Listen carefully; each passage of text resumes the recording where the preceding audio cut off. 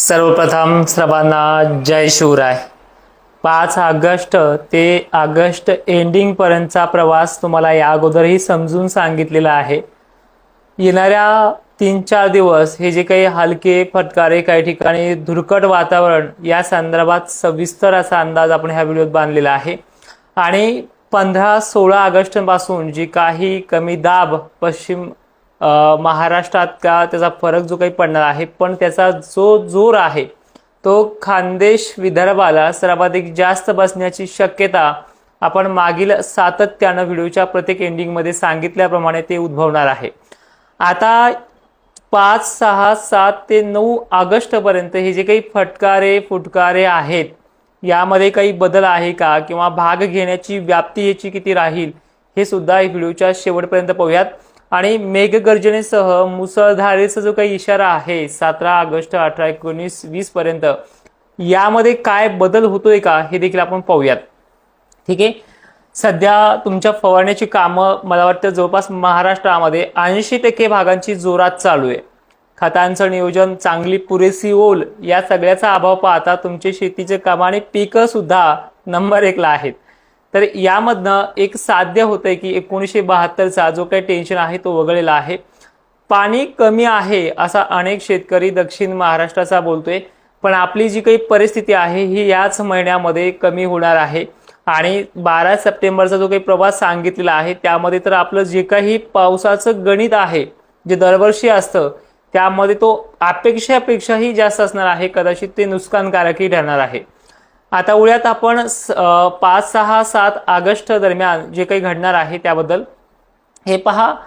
या 5 ला, 6 ला, 7 ला, 8 ला विशेष असं मोठं वातावरण नाहीये। थोडंफार 6 तारखेला सोलापूर पूर्व धाराशिव भागामध्ये, लातूरच्या दक्षिण भागामध्ये, निलंगा, सावंतवाडी, परभणी, नांदेड, हिंगोलीच्या काही भागांमध्ये, तर वाशिम वगैरे भागांमध्ये, वर्ध्यामध्ये, मात्र नागपूर, अकोला यामध्ये काही ठिकाणी, तर नागपूर पासून पूर्वेकडील गोंदिया, गडचिरोली, वर्धा, चंद्रपूर या जिल्ह्यामध्ये विशेष अशा ठराविक ठिकाणी वळीवासारखा पण मेघगर्जनेचा पाऊस होऊ शकतो ह्या 3-4 दिवसामध्ये।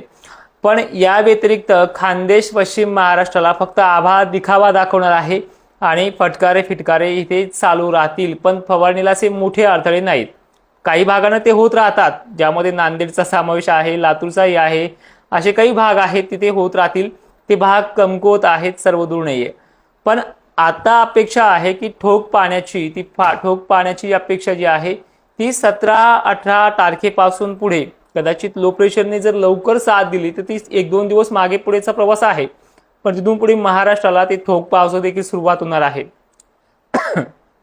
तर या पावसापासून पुढचे जे काही पाऊस राहणार आहे 17-18 नंतर सुद्धा, म्हणजे ऑगस्टचे 2 आठवडे आहे शेवटचे, हे मोठ्या पावसाचे असतील।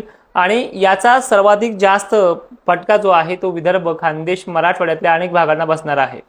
फटका का म्हणतोय, कारण की ज्यांना कमी त्यांना तो चांगलाच आहे, पण ज्यांना खूपच झालाय त्यांना तो पाऊस कसाही असला तरी त्रासदायक ठरतो। कारण की काहीच अपेक्षापेक्षा जास्त नको, आपल्याला कंटाळणार नाही आम्ही पावसाला असा म्हणलेला शेतकरी सुद्धा कंटाळलेला आहे, बरोबर। अपेक्षापेक्षा बकाडी जमत नाही आणि पाऊसही जमत नाही, ही आपली स्थिती असते। त्यामुळे हा पाऊस नुकसानकारक ठरू शकतो। तो 17 ऑगस्ट पासून 16 ऑगस्ट पासून स्टार्टअप होतो आणि विदर्भामध्ये त्याचा परिणाम आहे।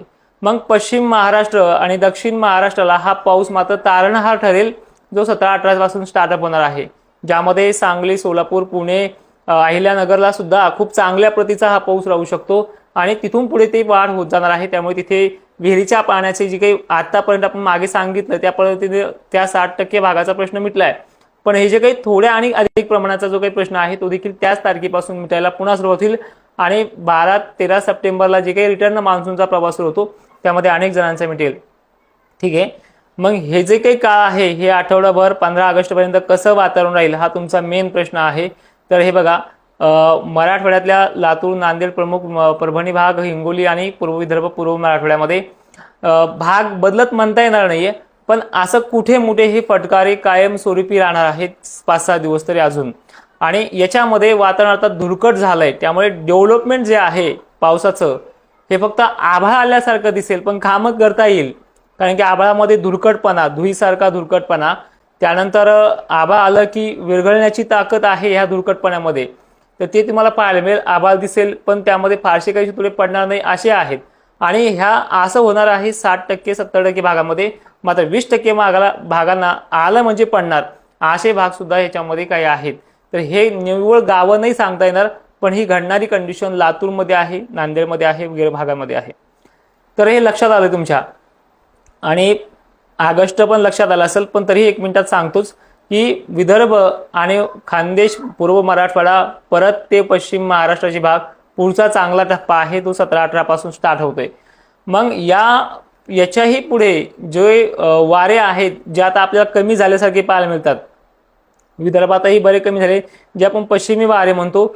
हा जो ऑगस्ट महिना आहे, या ऑगस्ट महिन्यामध्ये हे वारे हळूहळू आता 15 तारीख झाली की ते कमी व्हायला सुरुवात होतील, काही ठिकाणी वाढतील सुद्धा. पण ते वाढलेले वारे फक्त अहिल्यानगर, नाशिक क्षेत्र, कोल्हापूर, सांगली, सोलापूर, बीड जिल्ह्यातला पश्चिमी भाग, म्हणजे पश्चिम वारे पश्चिम महाराष्ट्रासाठीच ते वाढतील. बाकी मराठवाड्यासाठी, विदर्भासाठी ते भरभर वाहणारे वारे बरेचसे दिवसापासून कमी झालेले आहेत. आणि यामुळेच बंगालच्या उपसागरात जे जे काही हालचाली होत आहेत, त्या हालचाली या महाराष्ट्राच्या पावसाचं गणित वाढवत आहेत.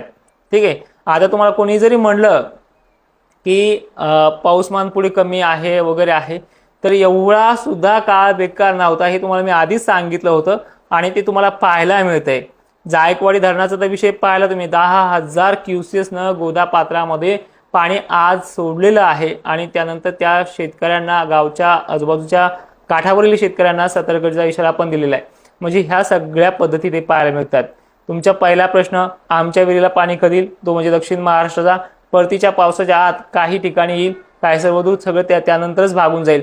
आणि पावसाळी पॅटर्न असा बदललेला मित्रांनो, हा लक्षात घ्या. पुढच्या वर्षी सुद्धा तुम्हाला हे दुष्काळाचे मेसेज येतच राहणार आहे दरवर्षी, पण बदललेला असा आहे की जून आणि जुलै हे वारे, पश्चिमी वारे, त्यानंतर ह्युमिडिटीची लेवल कमी होणं, हे सगळं घडत जाणार आहे.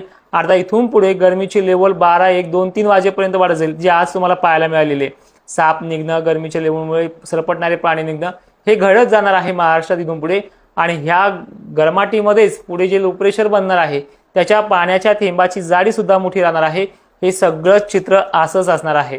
त्यामुळे परतीचा पाऊसही ठीकठाक आहे. पुढे सुद्धा मी तुम्हाला सांगितलं व्हिडिओमध्ये, ऑक्टोबर नोव्हेंबरपर्यंत WDची देखील साथ मिळणार आहे. आणि यंदा सुद्धा काहींना दिलासा, अधिक चांगला दिलासा, खूप चांगलं साल, जे गेल्या वर्षीपेक्षाही चांगलं साल असं हे राहणार आहे. आणि काहींना हे साल पुन्हा नुकसानकारक गेल्या वर्षी सुद्धा इतकं राहणार आहे. ते देखील आपण पुढच्या व्हिडिओमध्ये पाहूयात. तोपर्यंत हा व्हिडिओ सर्वांनी शेअर करून शेतकऱ्यांपर्यंत पाठवायचा आहे. तुम्हाला माझी माहिती आवडत असेल तरच लाईक करत चला जा. अनेक शेतकरी साथ देतोय आणि अनेक शेतकरी व्हिडिओ पाहतोय, पण आवडला का नाही आवडला हे आपल्याला कमेंटमध्ये किंवा लाईकच्या माध्यमातून कळत राहतं.